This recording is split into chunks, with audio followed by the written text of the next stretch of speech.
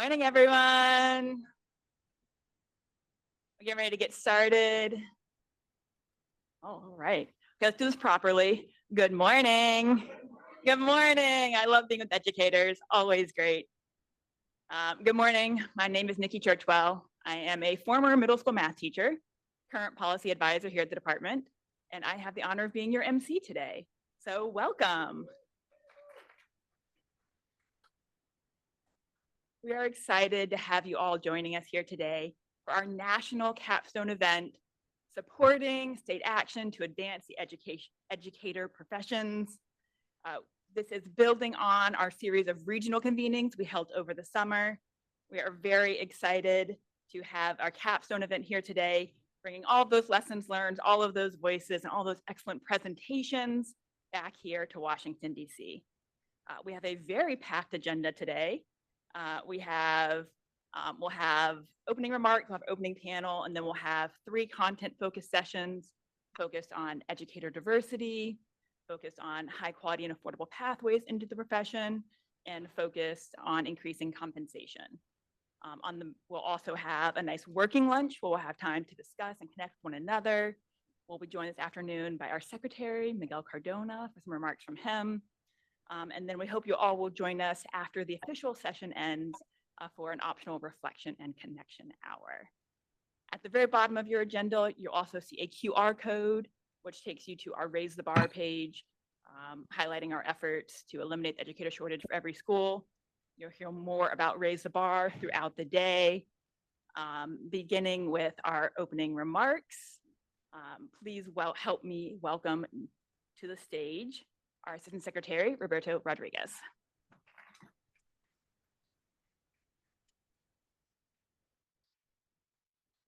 All right, good morning, everyone. Welcome to the U.S. Department of Education. It is such a pleasure to have you all here today. It's wonderful to be back together. Many of you here in person, many of you online joining us. Thank you for being here for this important conversation. You just heard from Nikki Churchwell, who is one of the tremendous leaders here at the department that's made this possible, along with Maureen Tracy Mooney. I want to give them both a round of applause for their tremendous leadership. Thank you, Mo. Thank you, Nikki. And so many others here at the department that contribute to this work. Many of you were with us at our regional convenings in Albuquerque, in Chicago, in Jackson, this past summer to lift up and mobilize and discuss how we can take bold action together, led by our states, really, to elevate and empower the teaching profession, and address some of the fundamental challenges that we have to recruiting, to retaining, to advancing, and to find our teachers, and to finally eliminating our educator shortage. So I'm excited to welcome many of you back to this conversation. I'm excited that we have some new national leaders with us here at our national capstone event, so that's exciting. And let me just start by just mentioning that today's convening is really coming at a critical time for us in public education, right? Many of you have been on the front lines of what was the great disruption in public education, the pandemic of a few years ago. We were here alongside you at the Department of Education, working together to provide you the support to really safely reopen our schools, to support our students in crisis, to surge academic supports to our students, to recover more than 730,000 local jobs in our public education system that were lost just during 3 months of the pandemic back in 2020. And while challenges remain, we have made tremendous progress. That's really been made possible by the bold, decisive leadership at our local level of our educators at every level, from our classroom all the way through to our district leadership and our state leadership. It's been made possible by the resilience, the tenacity of our students and our parents across the country. It's been made possible through a historic $130 billion investment through the American Rescue Plan that schools put to work to turn the corner on that pandemic. and to work quickly to deploy those funds and to launch local efforts. Um, I know at home, each of you is working now to sustain staffing and the high impact interventions that you've supported with those funds. We're working on and discussing today one of the biggest fundamental challenges that we face here, which is elevating a thriving, diverse, talented teaching profession and ensuring that every child has access to outstanding, well prepared, well supported educators to really help them succeed and thrive in school. We are proud that we have more people working today in public education than we did prior to the pandemic. We have 43% more social workers, 23% more nurses and other mental health professionals in our schools. But we also know we're clear-eyed about the challenge that our teacher shortage remains. Right? We haven't recovered all of the teaching positions that were lost during the pandemic. And in fact, we still have a shortage of over 100,000 educators in our classroom. That shortage knows no boundaries. It really manifests itself in our rural schools, in our urban schools, in high need subjects like special education and bilingual education and STEM. We know that there's still too many teachers that are too many students that are being taught by teachers with emergency certifications or working out of their subject matter certification or expertise. Districts are scrambling to do what they need to make sure that our students have a talented teacher in front of their classrooms.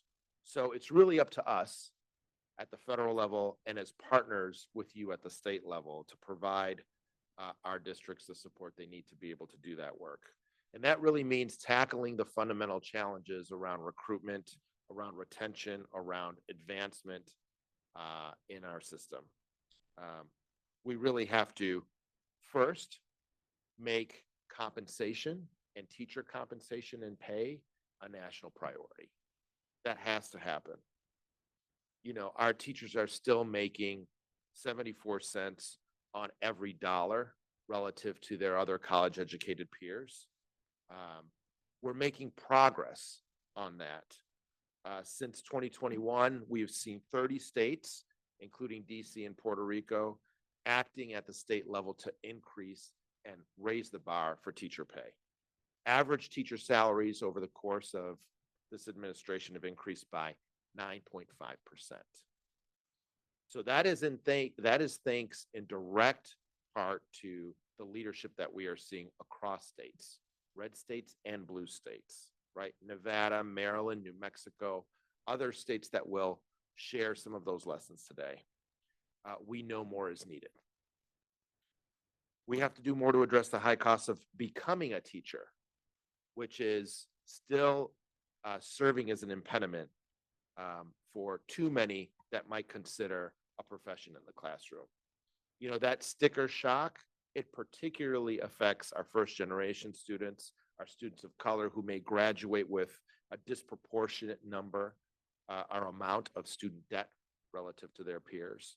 So we're acting to expand pathways and teacher preparation, access to high quality, affordable pathways, including working to support high quality teacher residency programs, grow your own programs, working with our Department of Education to expand a registered teacher apprenticeship that allows our candidates to earn while they learn, earn that credential while they learn in the classroom. And at the beginning of the Biden-Harris administration, we had 0 states that had registered apprenticeships for K-12 teachers. Today, we have 45 states, DC and Puerto Rico. So we've made progress. We're also working to support the public service loan forgiveness program. We know is such a lifeline for so many of our public servants, including our educators. And we've expanded that relief to over $73 billion for now over 1 million public servants around the country. Right? When we came, we had only 7,000 borrowers getting relief through the public service loan forgiveness program. We had upwards of 90% of the applicants for that program trying to receive that benefit that Congress made available. Upwards of 90% of those applicants were denied when we came into office and looked at this program. So that is going to help to support and sustain the challenges that so many of our teachers face in the profession. It's helping our teachers stay in the profession. So we're making progress, but more is needed. We have to focus on increasing educator diversity. It's critical to supporting our student success. It's critical to addressing this issue of turning the corner on our educator shortages. You know, we can't address our shortages if we're not recruiting and developing talent from every single corner in our country. We still have a challenge in that over half of our students in our public education system are students of color, and yet over 24% of their teachers are teachers of color. We need more windows and mirrors for our students to be able to see themselves and advance with a diverse teacher at the helm of their classroom. You know, for our learners of color, it is the difference between high expectations, engagement, a stronger connection to the curriculum, to learning, to who they are. And for all students, it is the benefit of social and emotional support, trusting relationships, the opportunity to learn and to celebrate diversity in their lives. So the department has prioritized efforts here to support teacher diversity across 23 competitive grant programs. And that's nearly $450 million to 263 grantees to address specific priorities related to educator diversity. We've also funded for the first time the Augustus Hawkins program that builds a pipeline into the teaching profession at our HBCUs, our historically Black colleges and universities, our Hispanic serving institutions, our minority serving institutions. That is critical, right? Because we know that those institutions are responsible for more than half of our diverse teaching workforce. So we're making progress, but more is needed there.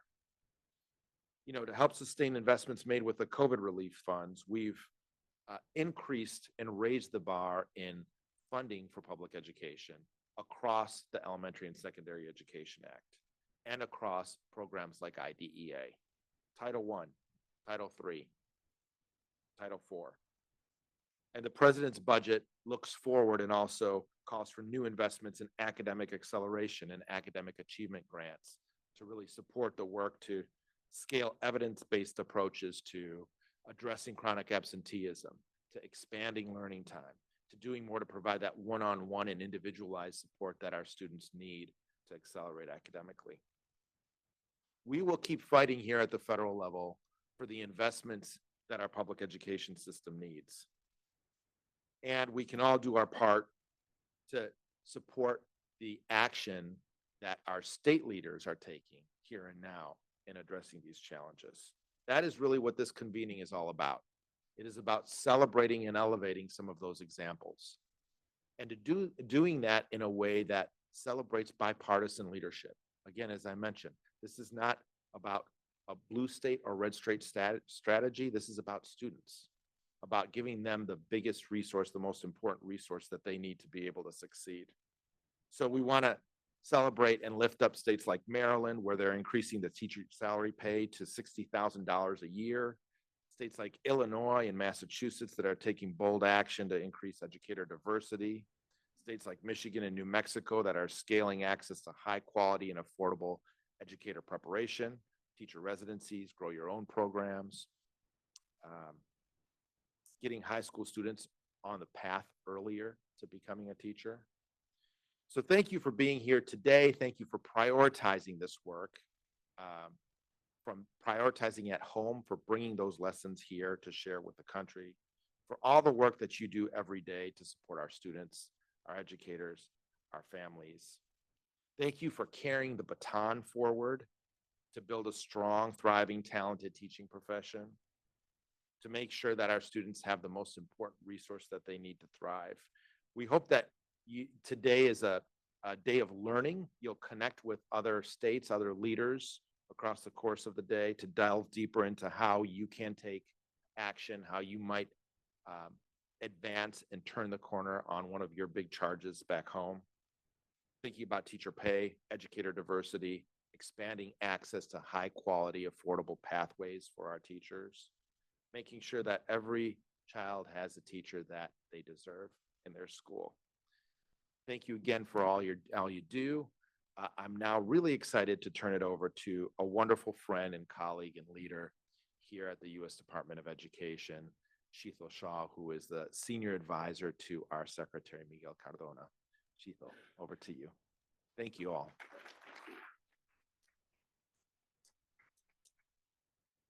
Good morning, everyone, and thank you, Roberto. I'm really excited to kick us off in this morning conversation. I'm gonna call to the stage our amazing panelists, but before they come up, just to frame it really quickly, we're gonna have a focus on how we're doing public-private partnerships. We partnered with the Hunt Institute and Teach.org to do this series of convenings because of the work that they're doing across red and blue states to increase teachers in the workforce, as well as addressing teacher diversity, as well as the state level work that the Hunt Institute is doing, for example. And of course, we're great partners and work with the White House. And last but not least, and most importantly, we wanted to make sure we had a teacher voice. So in no particular order, I'm going to call up Jessica Kardashian from the Domestic Policy Council at the White House, Zachary Levine, Teach.org. You guys can come up and take a seat. Jarvis Lundy with the Hunt Institute, and Rebecca Peterson, 2023 National Teacher of the Year, woo-hoo, from Tulsa, Oklahoma, and a math teacher.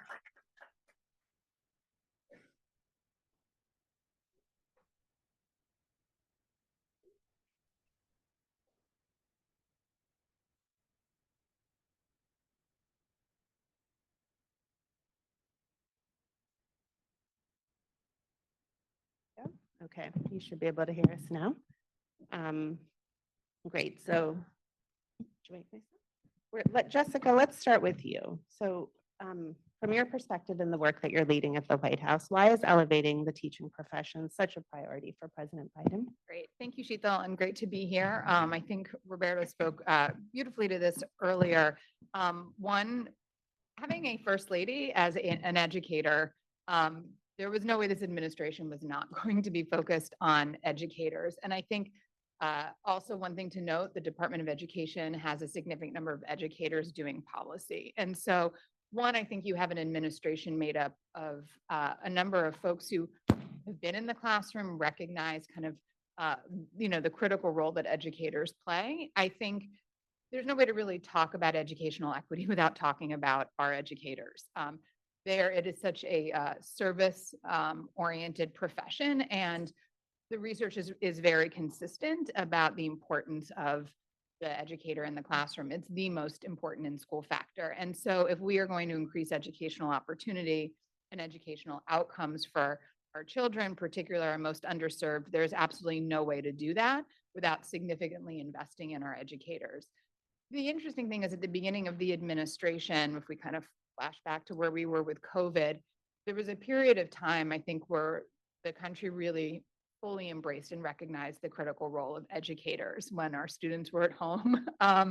And that was something that we felt like it was about time to kind of recognize the hard work of educating our students, not just because of the different challenges of figuring out the best lesson plan and how to support their individual success, but as a classroom teacher, the challenges that our students face are ones that our educators carry with them.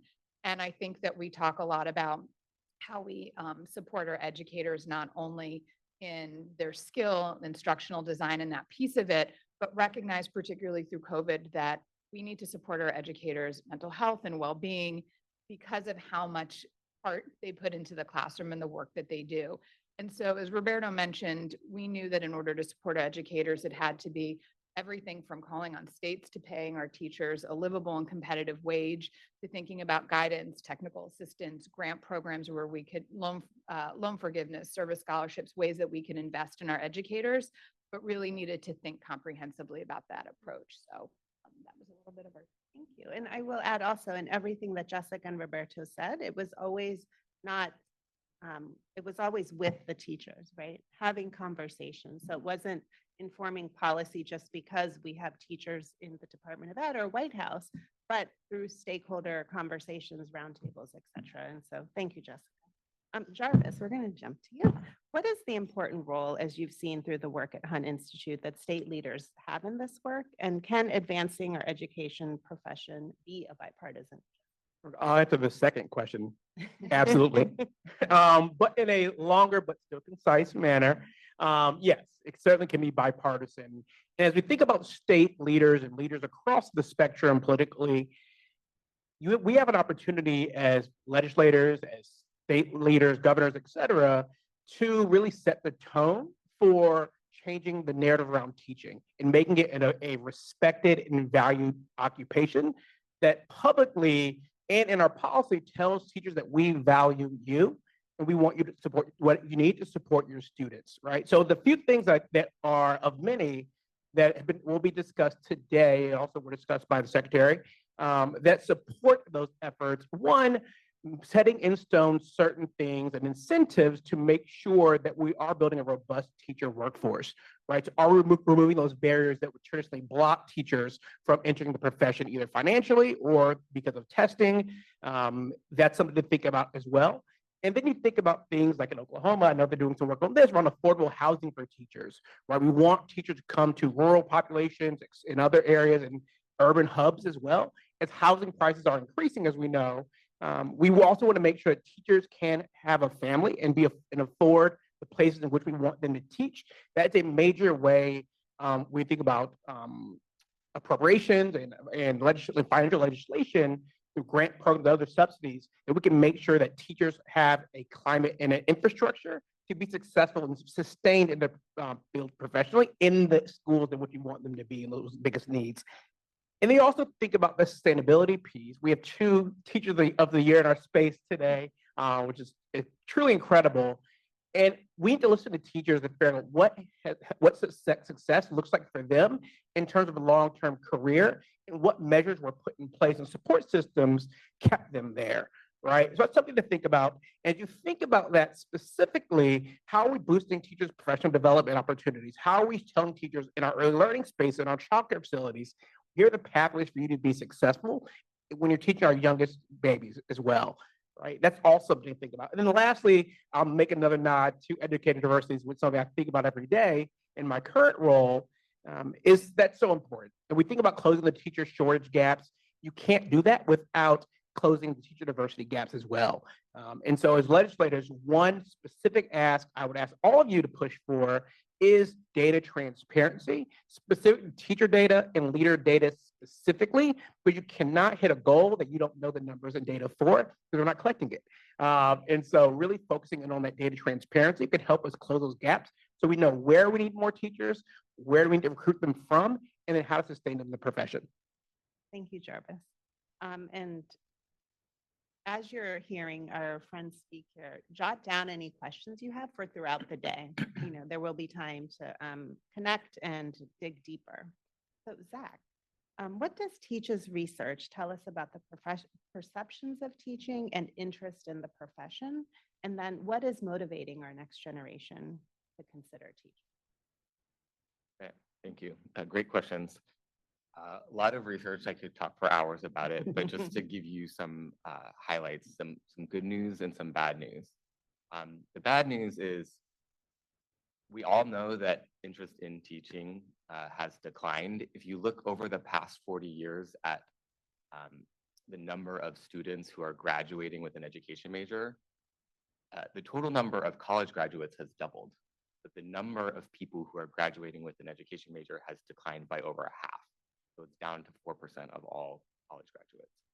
But the good news is that when Teach surveyed college students and we asked them, including non-education majors, what's your interest level in teaching on a 5-point scale? We discovered that a surprisingly high percentage of them will say that they are somewhat interested or very interested or extremely interested.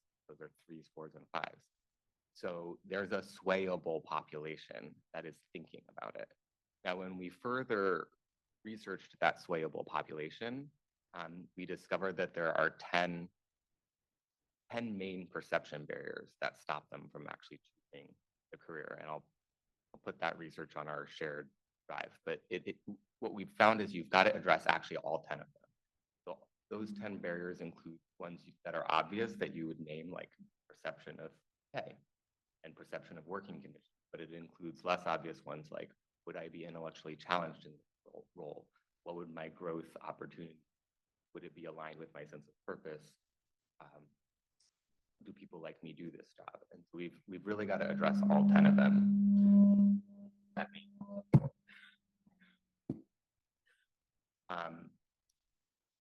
So as we were researching the perceptions and how to address them, we found that there's a lot of negative misperceptions. I think we all know that. Sometimes there's a kernel of truth in them, but they're exaggerated. The most obvious one is when we surveyed people and we said, what do you think teacher salaries are? 48% of the survey respondents underestimated what teacher salaries were. When we asked them, what do you want to earn? 28% of them would have been met or exceeded by the actual teacher salaries in their area. Of course, we want to double teacher pay, but we're finding we can overcome that perception barrier for some people. So in terms of what motivates the next generation, the department, Hunt, and Teach collaborated on a PSA campaign. That was the central question in our research for that campaign. And you should watch the PSA ad because a picture will speak 1,000 words, but some of the key messages there are teaching will develop your leadership skills. Teaching is a creative act. It's an act that involves a lot of problem solving. And then teaching requires innovation, that you get a chance to reimagine and reinvent how teaching and learning is going to occur in the 21st century. And all of those were really motivating. Thank you. Rebecca, on top of your own career as a math teacher, you've had the opportunity to meet with educators from across the country. How does this align with your experiences and what you've heard from other educators? Yeah, Zachary, I appreciate you talking about perception. I think elevating the profession is a huge part of our perception of the profession. I think about the day my family and I got to be in the Oval Office with President and Dr. Biden and Secretary Cardona. And afterwards, our son turned to us, 7 years old at the time, and he said, "Mom, this was a once in a lifetime opportunity for you, but not for me, because I'm going to be a teacher of the year one day too." And what's remarkable about that comment is he had never talked about being a teacher before that day. And now about 1.5 years later, he still says, "I want to be a teacher." And that is a microcosm of what happens when our kids see the profession elevated. They say, "Yes, I want in too." And so the question really becomes like, how do we create that sense of elevation for the entire profession? And what teachers all around the country have told me is, "Rebecca, we just want this like sense of respect and appreciation restored." And the fact of the matter is that teaching is really, really hard, and teaching is really, really beautiful. Teaching is rebellious hope on full display. And we are in the work of not just advancing the next workforce, but advancing like the next generation of human beings, right? And we have to put our money where our mouth is. Starting teachers take a 20% cut from their counterparts that also have 4-year college degrees. That gap widens to 30% as their teaching experience increases. In my own state, a 5th-year teacher has less buying power than they did starting out as a 1st-year teacher because our step increases don't keep up with inflation. So we've got to start there. Like we have to start by making sure teachers truly are getting paid more every year in terms of real buying power. We know education is liberation, right? But as an Iranian American woman, I am acutely aware that liberty for all is no guarantee, right? But it's a product of a nation's people insisting we belong to each other. And that's what public school is about. Teachers are carrying that banner of belonging that every single kid is in, no matter the color of their skin, zip code, gender, no matter their socioeconomic standing, religious affiliation, immigration status. Public school is for all of us. And great public schools come down to one thing, and that is great teachers. So it's time we pay teachers like our nation depends on it, because it does. Thank you, Rebecca. Jessica, back to you. you. How has the administration approached supporting educators from the crisis our schools faced when President Biden took office to now? Great, thank you. I will be brief because I know a lot of it was covered earlier, but I think to your point, the first thing was we have a pretty large bully pulpit. And so how can we use it to lift up the education profession? It's no small feat that the First Lady held the first ever state dinner for our Teachers of the Year, as she noted in her comments that that is something that is reserved for our dignitaries and our most respected guests. And the fact that it was hosted for our educators speaks, we think, hopefully volumes about the profession. And again, every speech, every opportunity to talk about how important our educators are and that we need to pay them a livable and competitive wage, that it's not just about, to your point, words, it's about actions. And that is something that we've taken very much to heart. And so in addition to kind of continuing to encourage, push states to raise teacher pay, we've also tried to increase investments where we can. The American Rescue Plan was the single largest investment in K-12 in history. We know that those were temporary funds, which make it a bit of a challenge to use them to raise teacher pay. But as Roberto mentioned, we're able to increase support staff for our educators, bring in math and literacy coaches, additional nurses, social workers, guidance counselors, and we had a vision in a number of places about what these additional resources can do for our teachers and educators. And we really encourage, as a number of states and districts are already doing, to kick in more to sustain those investments and keep getting on a path to more support staff for teachers and their students. We will continue, to prioritize that as best we can through the end of this administration. But as Roberto mentioned, we looked at every federal grant opportunity that we could, where we could add a priority around everything from teacher preparation through teacher advancement and leadership and teacher diversity. That was something that in every competition that we thought that there might be a possibility to prioritize teacher diversity, that those were put into it. Similarly, our first guidance document around addressing the impacts of COVID on our students had a whole section on stabilizing and supporting the educator workforce and not walking backwards on educator diversity. And so it's been a long, almost 4 years, but I think we are really proud of the work that has been done to support our educators and hope that it will be built on. Thank you, Jessica. Jarvis, so can you share a bit more about what Hunt is doing to support this work nationally? Absolutely. Loud as always. Sorry, I'll whisper into the mic. Yes, so a few things that we're doing, as the Hunt Institute, we're deeply committed to not only advocating for educators and student achievement as well, we're also focused on advancing the profession by supporting our legislators and state leaders specifically.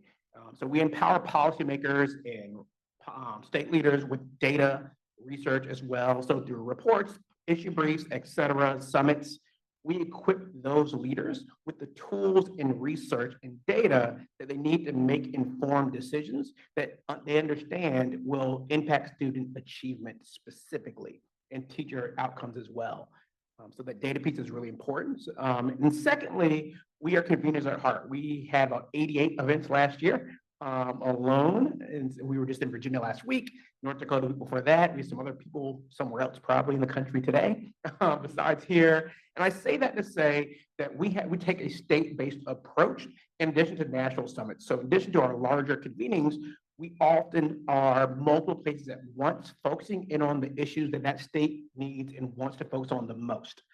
So our team ranges from early learning all the way through higher ed, and as well as educator diversity, because we know every state is different and no state's a monolith within the teacher workforce. So we really want to make sure that we partner with states so we understand vividly what their needs are and what we need to do to meet the mark to help them succeed ultimately. And then the last thing I'll say is that we really focus on educator diversity specifically. And I'll name explicitly that all of the policies that we'll talk about today that help teacher workforces broadly will disproportionately support educator diversity. And so that's something to think about as well. And ultimately, that will help economic development as well. And so we have the initiative, the Women Teachers of Color campaign, which we are the co-founders of, which has the bold goal and aspiration of getting 1 million teachers of color and 30,000 leaders added to the workforce by 2030. And so we have a little bit of work to do, about 300 some thousand left to go. But the point of that also is that we're not losing any teachers in the meantime, right? So the teacher retention is also extremely important to us as well. And then the last piece to your point earlier, Sheila, around bipartisan efforts, two things that we do to make sure we are focused on bipartisanship. One is that every one of our events that we have bipartisan co-chairs. So we have both Republicans and Democrats and everyone in between who are helping to frame and support our convenings and to come to the table and hear those perspectives. And then something that our team recently just launched in September was an equity think tank. And what that is focused on is how do we get around the semantics, the terms that are really polarizing today, and redirect the conversation to student outcomes and student achievement specifically. Because ultimately, we understand that students and teacher success, it should be our common goal. That shouldn't be partisan at all. Thank you. And one question, Jarvis, how are you invited into a state? Absolutely. New York can certainly answer this question as they reached out to us. So ultimately, just give us a call, email, text, phone call, etc. We are open to work with everyone about anything, and if we'll also partner with great people like Zach at teach.org. So we're also able to help direct people to other organizations if there are other organizations that are also supporting the work as well. Thank you, Jarvis. So Zach, can you talk about how Teach is specifically supporting states to address the teacher shortages? Yeah, so the way that Teach supports states is we partner with state departments of education to deploy a statewide teacher recruitment system. And we're working with 7 state departments of education right now. Colorado is one of them. I think they're going to speak to it a little bit on their panel. But the way the system works is we studied the Army. We basically emulated a lot of what the Army does. One of the things we learned from the Army is if you're going to recruit someone into a profession to make a major life choice, you're going to have to interact with them many times over months or years. And so the Army has a 3-stage process, and that's what we replicated. So the first stage is interacting with people and figuring out they have an interest in teaching. They're one of those 3, 4, or 5, I might be interested, playable population, and getting them to give you their contact information and say, yeah, help me think through this. So the second stage is nurturing that interest and overcoming the 10 perception barriers that I referenced earlier. And then once somebody is, yes, I want to do this, the third stage is supporting them to take the steps. And there's usually 4 major obstacles or barriers that stop people who are yeses from moving forward. The first one is finding a teacher prep program that meets their needs. The second one is believing that they can afford it. So all of the programs that you're actually increasing helps with that, but people need to know about those options, so we help them see that. The third one is navigating and completing the application to an ed prep program, and then fourth, passing the licensure exam. So, throughout all of these interactions, it's really important to meet millennials and Gen Z where they are. So on their phones, it's all available through their phones, online, on social media. The whole system has the technology and expertise to do that. And then one of the things that the state departments are really thrilled about is that this system results in measurable, countable, and reportable results. The number of people who are actually applied and counted to the ed prep program. So in the states where we operate, last year 6,200 people were recruited and applied to ed prep programs in those regions. And it's happening at a really low cost. So it's under $900 on average per recruit. Thank you, Zach. And Rebecca, based on everything that you've heard and building on what you've shared, what more do current educators and future educators need to choose to either stay or enter the profession? Yeah, thank you for that. I think both are really asking for support, particularly in terms of student behavior and student absenteeism. I actually had a dear friend call me yesterday, 20-year teacher of the year in her building, and she said, "Oh, Rebecca, I think this is it for me." And I said, "What is going on?" And it came down to 2 kids. 2 kids that she has tried every single thing she knows to do, right? This is one of the most patient people on the planet that I know. And so a lot of this, I think, comes down to also building a robust and very skilled principal workforce. And the other thing teachers are really begging for is time, paid, protected time without students in the building to do things like reflect, plan, grade, collaborate, to dive into IEPs, LIEPs, 504s, to contact parents and guardians of students who are failing, chronically absent, tardy, and to write recommendation letters, competencies, lesson plans, even curriculum. Like, these things can't happen during contract hours, right? And I think about that formula for pressure. It's pressure is force over area. And I feel like we've just increased and increased and increased force with a lot of things, quite frankly, that are good and important, but we haven't expanded area to compensate. In other words, we haven't increased the time we pay teachers that's protected without students in the building to do all these things. So I repeat, what goes into teaching cannot be done from 8 to 4, Monday through Friday. We have got to find ways to increase that time for teachers because we truly are at pressure maximum. Thank you. I think we all jotted down that metaphor. So thank you. I was never good at math, Rebecca, but I may remember. We're all math people. We're all math people. So before I hand it over to all four of you for some final reflections and what message you hope to deliver to everyone who's participating in person and online, just wanted to lift up a few things I heard, right? So what we, in terms of getting more folks into the profession and to stay in the profession, more time and space, Rebecca, more pay, respect, and an acknowledgement that teaching is a rebellious hope. So thank you, Rebecca, for sharing that phrase, because I just think it really does capture what we hear over and over from educators. So thank you. So I'm going to start.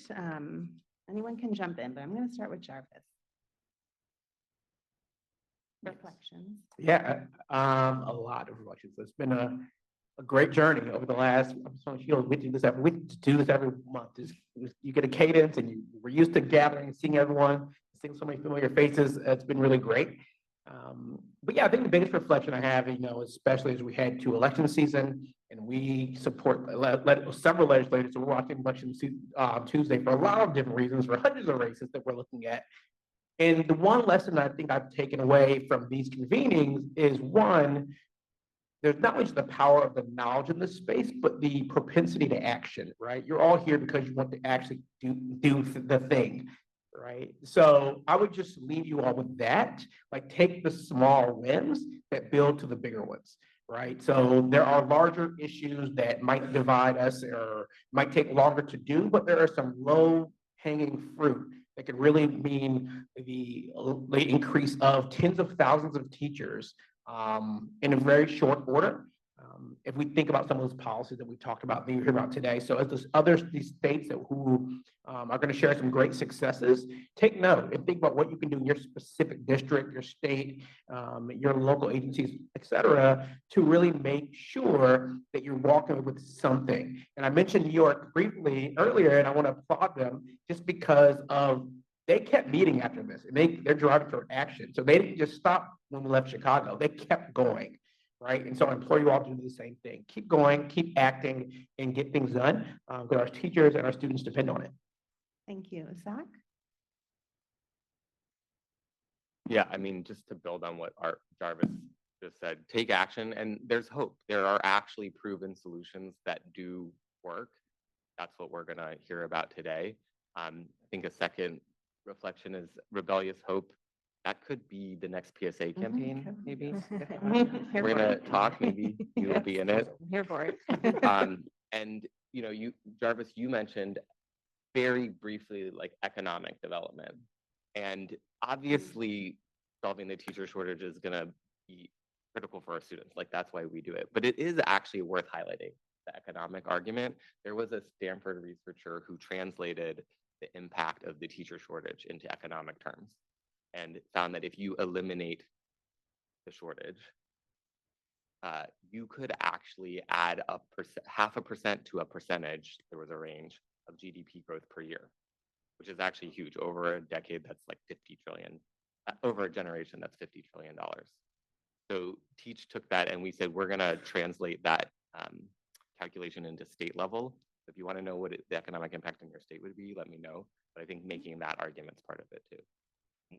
Thank you, Zach. Rebecca. I think this right here is such a microcosm of what needs to continue to happen, that anytime we're talking about policy that affects classrooms, those who are in classrooms, teachers and students have got to be part of the discussion. I also think oftentimes our conversations seem so like big and ginormous, and I would encourage you to go granular as well. Sharon McMahon says it so beautifully, like if the problem is worth solving, it's worth solving for one person. In other words, if the teacher crisis is worth solving, it's worth making one teacher not feel like they're in crisis. So I would encourage you to find one teacher this year and just wrap in love, set a calendar alert for once a month and send them reminders of the importance of their work. Because when we scoot up close to the people who are doing the work, we start to really synthesize for ourselves what the work is about. Thank you. And Jessica, the last word. Like that should have been the last word. I can't not say something, right? I'm not allowed. Two things I just wanted to your point. I would encourage educators in this room to keep asking for what you need. Sometimes it doesn't get responded to as quickly as it should, but I think as we've talked about the policies that we've really worked to advance the last 3.5 years, they've been in response to what we've heard from educators and families. And so it is really important to keep that up, even if at times you're like, there isn't the urgency, I think, that happening that a lot of us in this room feel. And then the last thing I'll say is to your point around the economic impact. There's a lot in the news around how many jobs are open and we don't have a skilled workforce that matches, and how we can better partner our institutions of higher ed, community colleges, workforce training with the workforce. That begins in K-12, and encourage all of you to make sure that K-12 is part of that conversation. Those resources, those dollars that are there for workforce training, that they go back into K-12, particularly as we think about engaging our secondary school students. And so, and building up our educators and our CTE pathways, our advanced placement pathways. Those are really critical professions to our economy, and I think there's a lot that can be said.